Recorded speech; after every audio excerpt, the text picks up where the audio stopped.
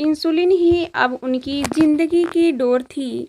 वैसे भी अब तो सावित्री के साथ जीने की लालसा ने इस कष्ट को सामान्य कर दिया था। उनकी इस सिसकारी पर सावित्री ने कहा, इतने सालों से इंजेक्शन ले रहे हो पर सिसकारी भरना नहीं भूले। कोई छोटे बच्चे तो हो नहीं जो इंजेक्शन लगते ही सिक सिक करने लगते हो।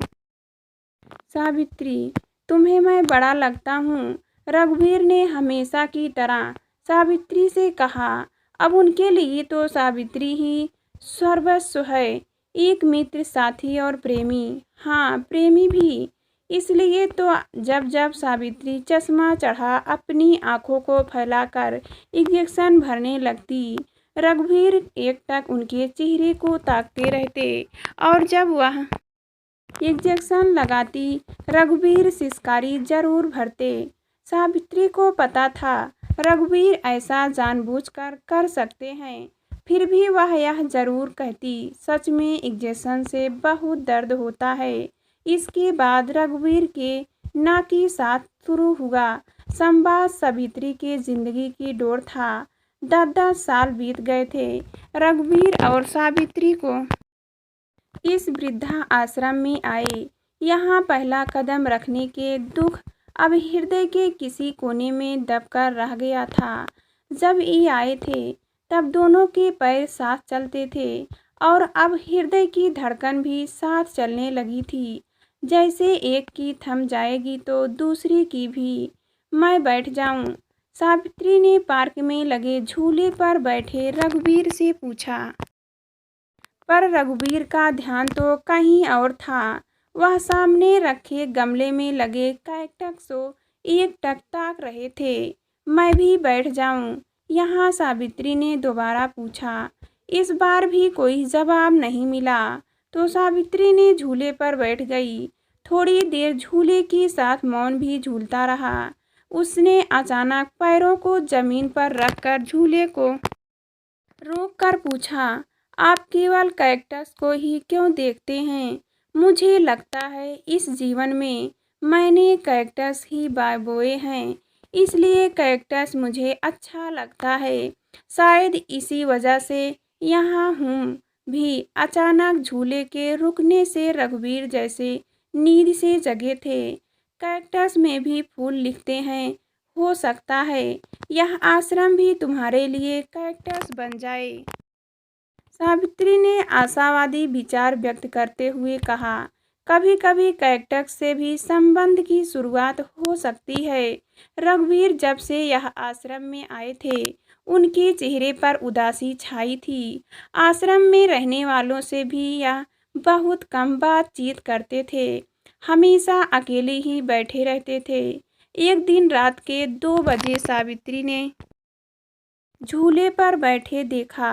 शायद वह आश्रम में सावित्री ही एक ऐसी थी जिनसे रघुवीर कभी कभार 2-4 बातें कर लिया करते थे। सावित्री ने उनके पास जाकर पूछा, इस समय यहाँ क्या कर रहे हो? नींद नहीं आ रही थी इसलिए यहाँ आकर बैठ गया। रघुवीर ने जवाब में कहा, नींद क्यों नहीं आ रही? सावित्री ने पूछा। शायद वह उनसे बातें करना चाहती थी। हर चीज़ की वजह नहीं होती, होती तो है, बस हम जानना नहीं चाहते। सावित्री ने रात की हवा में मिली नमी जैसे आवाज़ में कहा, आप अपने मन की बात कह दीजिए, इससे मन हल्का हो जाएगा। बात सुन लेने के बाद शायद मैं वजह खोज सकूं। मैं मेजर डिप्रेशन का रोगी नहीं था। रघुवीर ने रात को खुले आकाश में फैले अनगिनत सितारों को ताकते हुए कहा। तो सावित्री ने छोटा सा सवाल किया। उन्होंने डिप्रेशन शब्द ना सुना हो ऐसा नहीं था। सावित्री अध्यापिका थी, स्वभाव से आशावादी, हर परिस्थिति को मुस्कुराते हुए स्वीकार करती थी। सावित्री के इस सवाल से रघुवीर उत्तेजित होकर बोले, तो क्या तो यह है कि इसी बीमारी की वजह से आज मैं यहाँ इस वीरान वृद्धा आश्रम में हूँ। मैंने अपने पोते पर हाथ उठा दिया था और जानती हो क्यों कहते हुए रघुवीर का शरीर कांप रहा था। आंखें चौड़ी और लाल हो गई थी। उनकी आंखों में ठहरी बातें पाला तोड़कर बह रही थी। केवल उसने मेरी इंसुलिन की सिरिंज टूट गई थी। मैं अभी भी उस दृश्य को देख रहा हूँ, क्योंकि वह दृश्य मेरी आंखों के सामने नाचता रहता है। वह दृश्य मेरा पीछा नहीं छोड़ता। उसकी वजह से बेटे ने मुझे अस्पताल में भर्ती कराया और अस्पताल से सीधे इस वीरान आश्रम में छोड़ गया। मैंने अपने पोते पर हाथ उठाया। रघुवीर ने यह अंतिम वाक्य इस तरह कहा जैसे खुद से ही सवाल कर रहे हो। इतना कहते कहते उनकी सांस फूलने लगी थी। उन्होंने एक लंबी सांस लेकर आगे कहा, वह मेरा कितना ख्याल रखता था, मेरे साथ कितना खुश रहता था। अपनी दादी के जाने के बाद वही एक सहारा था मेरा, मेरी लाठी था। आपको पता है, वह रोजाना मेरे साथ मंदिर जाता था, मेरे पास बैठकर होमवर्क करता था। कोई भी बात होती दादाजी दादी जी कहकर पहले मुझे बताता, और मैंने यह कह क्या किया। उसकी दादी का खालीपन मुझे खा गया। अकेलापन मुझसे सहन नहीं हुआ। इतना कहकर रघुवीर रोने लगे। सावित्री ने भी उन्हें रोने दिया। उन्हें तब तक देखती और उनकी बातें सुनती रही जब तक रघुवीर के मन की भड़ास ना निकल गई। किसी को इस तरह सुनना भी एक कला है। यह कला सबके पास नहीं होती। उस रात के बाद सावित्री रघुवीर का ख्याल ही नहीं रखने लगी, बल्कि हर जगह से उनकी देखभाल भी करने लगी। वह उनकी देखभाल में कोई कसर नहीं रखती थी। रोजाना याद करके उनकी दवाएं देना, इंसुलिन का इंजेक्शन लगाना, सब वही करती। दोनों साथ बैठकर भगवत गीता का पाठ करते। उसका अर्थ समझने के लिए दोनों साथ साथ लंबे समय तक पार्क में टहलते हुए चर्चा करते। कभी कभी बातों में विरोधाभास होता तो तुम ही सच्चे हो, मैं गलत हूँ, पर बात खत्म हो जाती। इस तरह दोनों में रसीला झगड़ा भी होता। इस तरह सालों बाद रघुवीर के लिए अब यह वीरान आश्रम रंग बिरंगा फूलों से हरा भरा लगने लगा था।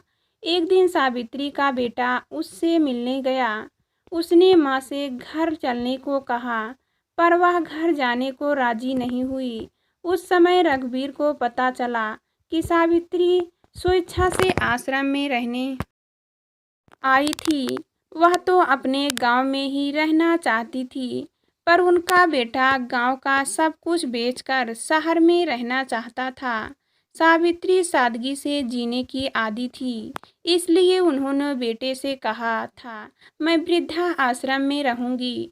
बेटे और बहू ने बहुत समझाया कि समाज में उनकी बड़ी बदनामी होगी, पर वह नहीं मानी और वृद्धा आश्रम में रहने आ गई थी। एकांत उनकी प्रवृत्ति भी थी। वह रहती भी एकांत में ही थी।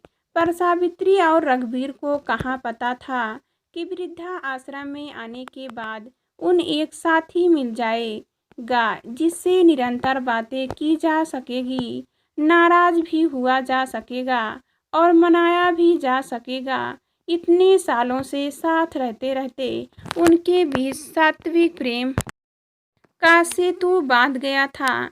दोनों एक बार फिर युवा हो गए थे। उनमें फिर से प्रेम हो गया था और जिंदगी एक बार फिर से प्रेममय हो गई थी।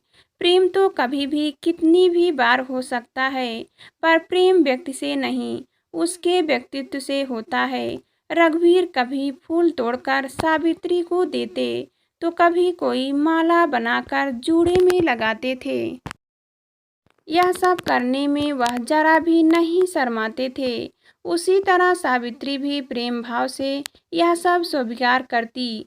ऐसा करते हुए वे सहज हंस भी देते। इतना ही नहीं, अब दोनों एक ही थाली में साथ साथ खाना खाने लगे थे।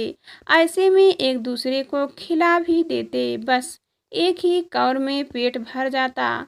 उन दोनों के प्रेम को देखकर वृद्धाश्रम के लोग तरह तरह की बातें करने लगे थे, पर उनकी बातों पर ना सावित्री ध्यान दे रही थी और ना ही रघुवीर। दोनों खुद ही मस्त थे। लोग कहते, इस उम्र में इन्हें यह सब करते शर्म भी नहीं आती। जिस उम्र में भगवान का नाम लेना चाहिए, इन्हें देखो, ये प्रेम गीता गा रहे हैं। शायद उन लोगों को सावित्री और रघुवीर जो कर रहे थे उस बात पर गुस्सा नहीं था, उन्हें उन दोनों का साथ रहना खल रहा था। उन्हें इस बात तक की ईर्ष्या थी कि उनके साथ ऐसा क्यों नहीं है। इसी ईर्ष्या की वजह से एक बार सावित्री और रघुवीर की जिंदगी में कैक्टस उग आया था। उन लोगों ने संचालक से शिकायत की कि इस उम्र में ये दोनों यह क्या तमाशा कर रहे हैं।